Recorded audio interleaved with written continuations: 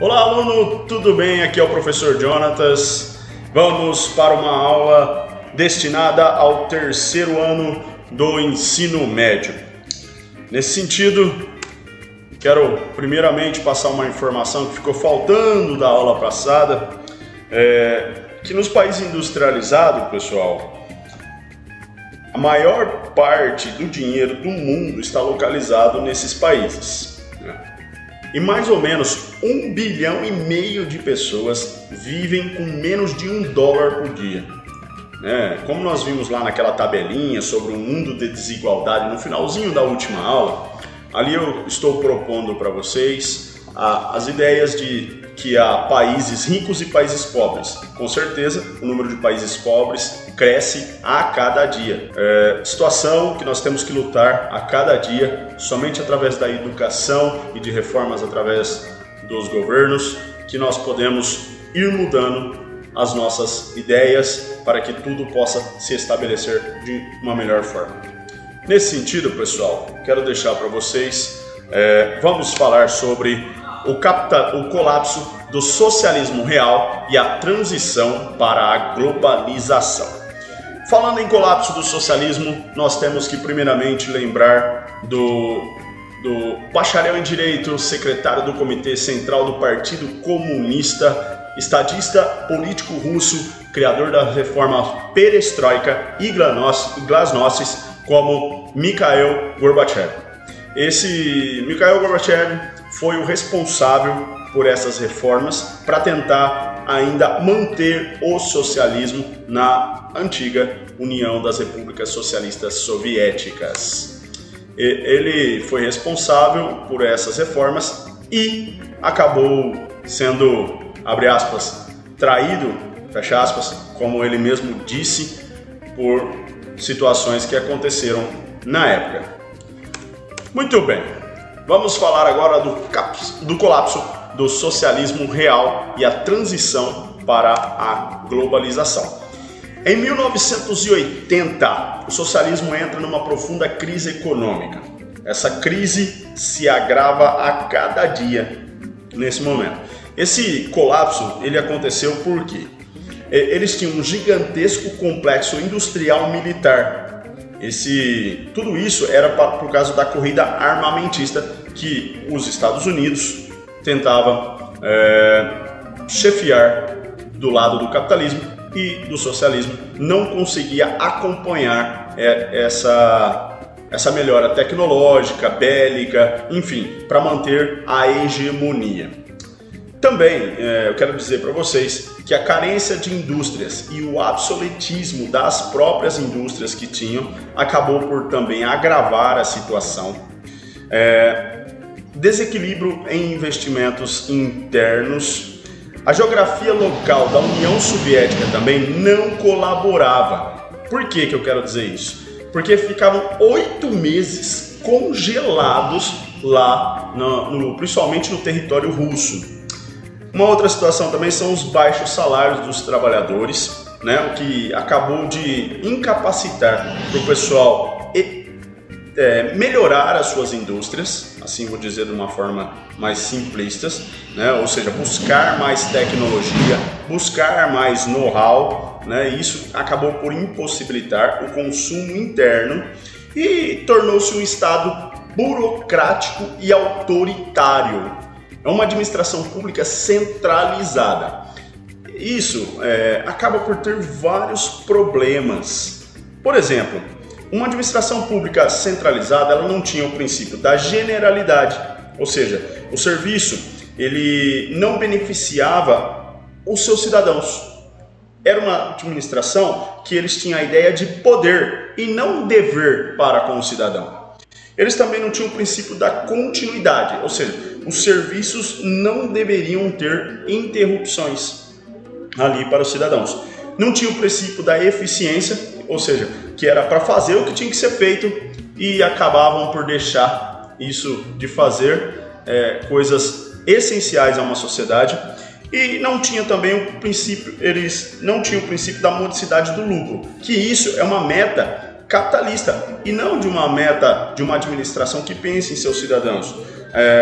Não é objetivo e nem é função administrativa da administração pública, certo, pessoal? Então, e tudo isso levou o socialismo, principalmente na região russa, ao fracasso. Por exemplo, em Cuba, o chefe de Estado Fidel Castro, junto com Ernesto Che Guevara, nessas revoluções, tiveram ideias próprias socialistas daquele local. Na China, também o seu chefe, no Vietnã também, na Coreia do Norte também, foram totalmente diferentes em cada local como era interpretado esse sistema econômico socialista. Beleza, pessoal? Passando aí, o que eu quero dizer para vocês é o seguinte: a primeira coisa que eu quero deixar para vocês é que Mikhail Gorbachev teve a ideia de fazer uma reestruturação no socialismo, né, da União Soviética, para tentar salvar esse sistema que eles tanto acreditavam. O que ele tinha? Ele tinha o objetivo, então, já que estava tudo indo para o ralo, porque faltava até o pãozinho diário. Sabe aquele pãozinho que você compra na padaria? Chegou a faltar. E o pessoal, a população, acaba por se manifestar de forma que eles não aceitavam mais esse regime, né, econômico. Nesse sentido, pessoal, a ideia do Mikhail Gorbachev era de fazer uma reforma e modernizar o mercado soviético. Para isso, ele faz duas situações para mudar. A perestroika, que quer dizer em russo reestruturação ou reconstrução, e a glasnost, que quer dizer transparência. A perestroika está ligada à economia e a glasnost está ligada ao contexto político. Qual que é o objetivo da perestroika? O objetivo é indicar os caminhos a serem traçados para realizar mudanças estruturais na economia da sociedade soviética. Ou seja, aonde está errado, aponta aqui, aponta ali, aponta aqui, e assim ele vai apontando na economia. E, na verdade, o Perestroika também foi um livro que o Mikhail Gorbachev fez e lançou lá para tentar mudar ideias dos soviéticos. A glasnost, ela queria dar transparência aos atos públicos, né? Aconteceram muitas atrocidades ali, então eles queriam melhorar isso aí. Falando assim um pouco mais específico da perestroika, posso dizer assim para vocês. Qual que era a ideia de reestruturação? Eles tinham a liberação de negociação com o comércio exterior. Eles queriam, né, sair daquela ideia de comunidade e começar a negociar principalmente com os Estados Unidos. Eles tinham a ideia de desocupar o Afeganistão, né? As suas tropas estavam todas espalhadas, não intervir nos países comunistas. Eles tinham a redução da indústria de armamentos, ou seja, diminuir a quantidade de investimentos na indústria, não somente atrás de armamento, abandonar essa corrida armamentista, a abertura à importação de produtos estrangeiros, o fim do limite da fabricação de produtos, o fim do planejamento econômico estatal, a redução dos subsídios à economia e estímulo à presença de pesquisadores e engenheiros estrangeiros para estimular o surgimento de grupos científicos e técnicos com a visão de modernizar a indústria, ou seja, criar know-how para que a indústria possa se desenvolver e crescer a cada momento. Nesse sentido, pessoal, eu quero falar também sobre a glasnost, que está ligado à política.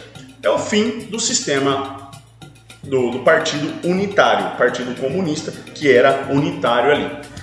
As liberdades em si, liberdade religiosa, liberdade de manifestação, liberdade de expressão, a liberdade de imprensa, dar anistia aos presos políticos, desmilitarizar a política externa, tirar tudo isso que não dava transparência aos atos do governo. Tudo isso a população precisava saber de tudo que estava sendo acontecido na administração pública. Então foram essas as reformas colocadas por Mikhail Gorbachev.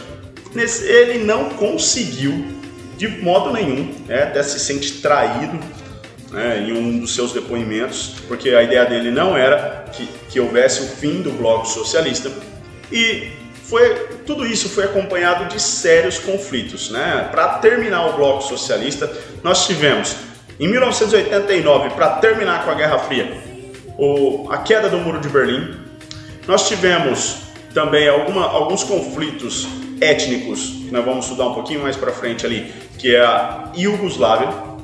Nós tivemos também, ali no leste europeu, também teve reformas assim de forma até pacífica, que os historiadores chegam a chamar de Revolução de Veludo, que dividiu a Tchecoslováquia em República Tcheca e a Eslováquia, né? Também tivemos agora algumas reformas depois de 10 anos mais ou menos, na República Tcheca também, na Hungria e na Polônia, para terminar com o bloco socialista de vez. Ainda há países que seguem a ideologia socialista, como Cuba, como a China. A China também tem um regime híbrido, já tem o capitalismo e o próprio socialismo. Mas, para deixar muito claro nessa nossa aula, pessoal, que o fim do bloco socialista aconteceu, né, de uma maneira sangrenta em alguns lugares, de uma maneira pacífica em outro, mas houve o fim. Mikhail Gorbachev tentou salvar de todas as formas, mas o regime acabou de agravar. As duas reformas, tanto política quanto econômica, acabou de agravar a situação. Beleza, pessoal? Qualquer dúvida, vocês postem aí nos comentários. Estou à disposição para a gente aprender juntos. Beleza? Um abraço. Tchau!